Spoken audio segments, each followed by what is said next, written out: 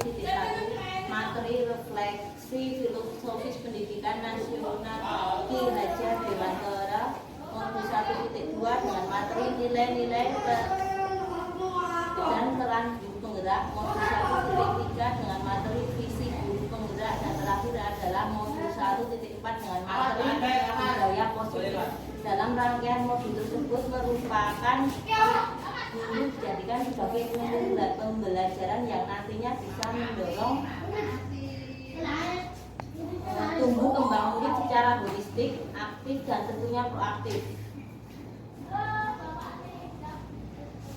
Kita pertama mengenalkan modul 1.1 filosofi Ki Hajar Dewantara, bahwa setiap murid mempunyai kodratnya masing-masing dan tugas guru hanya menuntun kodrat murid sehingga nantinya murid bisa mencapai keselamatan dan kebahagiaan setinggi-tingginya, baik sebagai pribadi juga sebagai anggota masyarakat.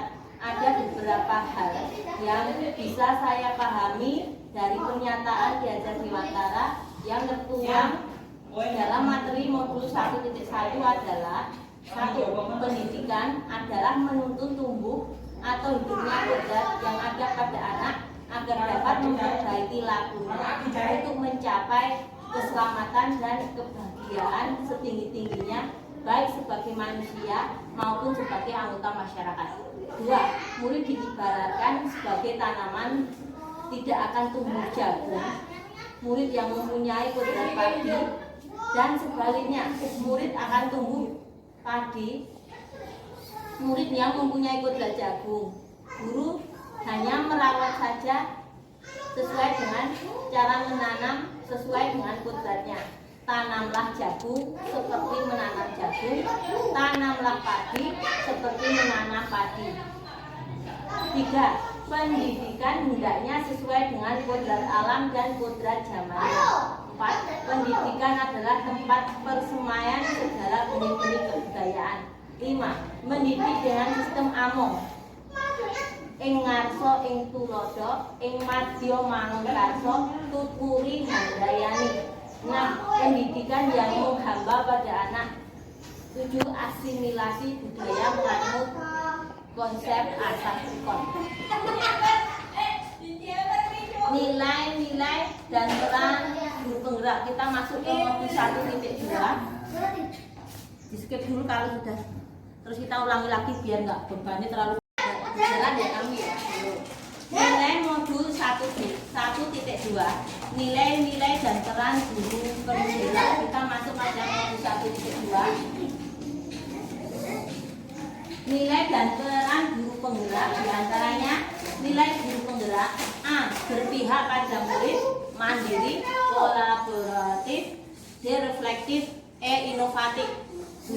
Peran guru penggerak: menjadi pemimpin pembelajaran, B. Menjadi coach bagi rekan kerja atau guru lain, C. Mendorong kolaborasi, D. Mewujudkan kepemimpinan murid, E. Menggerakkan komunitas praktisi. Kita sudah masuk ke modul 1.3 visi sekolah. Visi di sini didasari dari impian guru pada murid di masa depan, sehingga dari visi tersebut guru bisa membuat rencana dan alur untuk mencapai sebuah impian dengan prakarsa perubahan dan dengan menghitung aset, tantangan, aksi, dan pembelajaran. Guru bisa membuat sebuah prakarsa perubahan dengan sebuah manajemen inquiry apresiatif atau IA, yakni dengan menerapkan tahapan-tahapan bagja, tentunya dengan tujuan ya untuk menjaga daya dan kekuatan simultannya. Alur inquiry apresiasi IA dari bagja sendiri adalah dengan cara membuat pertanyaan, ambil pertanyaan, discover, gali mimpi, dream, jabarkan rencana, desain, dan atur eksekusi, deliver. Manajemen inquiry apresiatif bagja ini nantinya akan melahirkan prakarsa-prakarsa perubahan yang sudah terencana dan siap dengan aksi nyatanya yang nantinya menjadikan sebuah perubahan yang positif sesuai dengan visi guru penggerak dan sesuai dengan tujuan pendidikan nasional. perubahan-perubahan positif yang diberikan oleh prakarsa perubahan tersebut akan tercipta atau terwujudnya sebuah budaya positif di sekolah. Kita sudah masuk modul 1.4 budaya positif di sekolah. Berikut beberapa materi yang sudah dipelajari dan dipahami di modul 1.4. 1. Disiplin positif dan kebajikan universal. Itu ada isinya, di mana ada urut-urutannya. 1. Miskonsepsi tentang makna kontrol. B. Miskonsepsi makna disiplin. C. Nilai-nilai kebajikan. 2. Teori motivasi, hukuman, penghargaan, dan restitusi. A. Motivasi perilaku seseorang. B. Hukuman, penghargaan, dan restitusi. C. Tersandera oleh penghargaan. 3. Keyakinan kelas. 4. 5. Kebutuhan dasar manusia dan dunia berkualitas. 5. Posisi kontrol guru. 6. Segitiga restitusi. Di sini saya akan menjabarkan penjelasan dari modul 1.4 tadi. Pertama, sekarang kita masuk dalam disiplin positif dan kebajikan universal. Disiplin positif dan kebajikan universal merupakan pendekatan untuk menuntun anak agar berdaya mengontrol diri dan menguasai diri untuk memilih tindakan yang mengacu pada nilai-nilai kebajikan. Teori motivasi.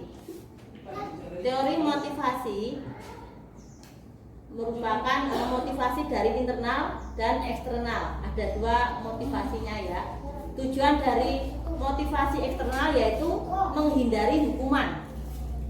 Tujuan dari motivasi internal yaitu menjadi diri sendiri, menghargai diri sendiri, dan keyakinan disiplin positifnya.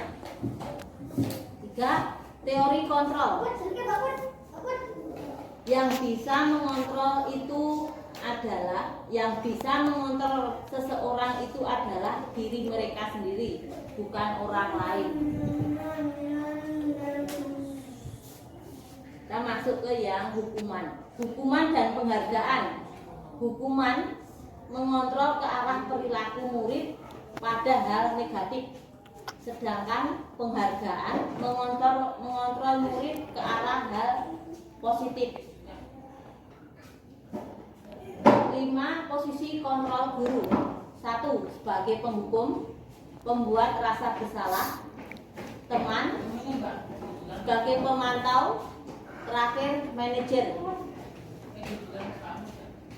Jadi nanti kita mengenal menyelesaikan masalah di dalam kelas atau menghadapi murid yang sedang melakukan tindakan yang melenceng dari keyakinan kelas. Itu ada 5 caranya. Ada penghukum, pembuat rasa bersalah, ada teman, pemantau, sebagai manajer. Kita nanti akan memilih bagian mana kalau kita ada masalah terhadap anak didik kita menyelesaikan dengan cara ini, sebagai penghukum, pembuat rasa bersalah, teman, pemantau, atau manajer. Sekarang keyakinan kelas. Nilai-nilai kebajikan yang diyakini kelas untuk menumbuhkan motivasi intrinsik dan budaya positif di kelas. Kebutuhan dasar manusia. Ada 5 kebutuhan dasar manusia, yaitu bertahan hidup, survival, kasih sayang dan rasa diterima, love and belonging. 3. Penguasaan, power. 4. Kesenangan, fun. 5. Kebebasan, freedom. Kita masuk ke segitiga restitusi. Restitusi adalah proses yang menciptakan kondisi bagi